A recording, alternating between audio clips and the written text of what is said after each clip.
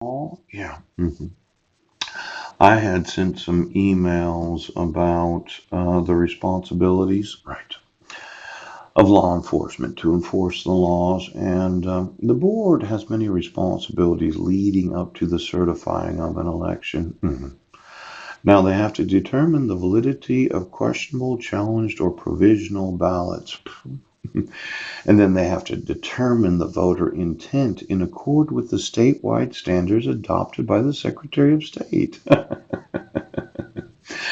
Now, I know your thought was that you could determine the validity of any court order without a signature of the petitioner, without any due process to myself, Yes, with the use of a forgery of an ex officio Superior Court clerk, yes.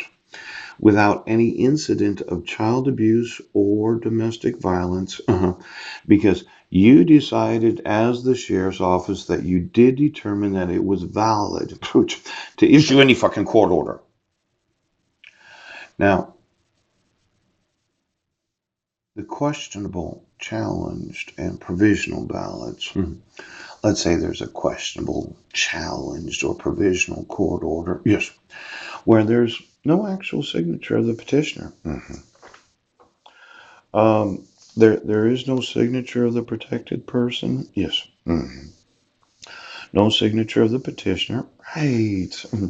Now, let's do a signature verification. Okay. Could you get me the actual voting ballots of Christy Miller, the elected?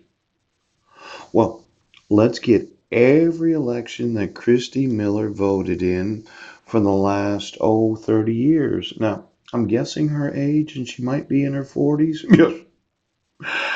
And if she started voting at the age of 18, considering she's the Clallam County Clerk of said county, an ex officio clerk of Superior Court, do her.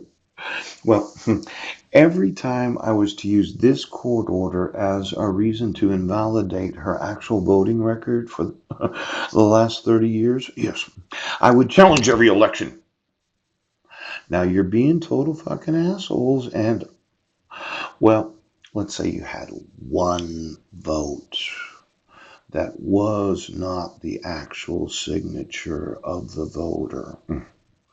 Now, one of these two individuals is not the voter known as Christy Miller.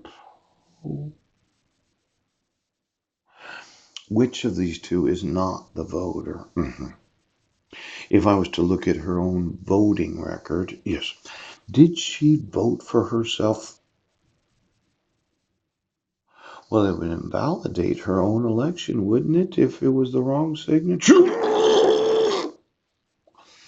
Now, let me see. Somebody decided to be the imposter and vote for themselves in office, but they're not the actual individual that was running for office. What would happen when we go through all the signatures of every voter for office? Yes. Yes. Yes. Of all of those that are running for office, Yes. that filled out a candidacy form, Yes. and then they decided they would use a forgery to vote for themselves. Yes. And then the signature on their official documents is a forgery. Now, you would think that the candidate form, Yes. would mean that you'd vote for yourself. Yes. Just get me the ballots.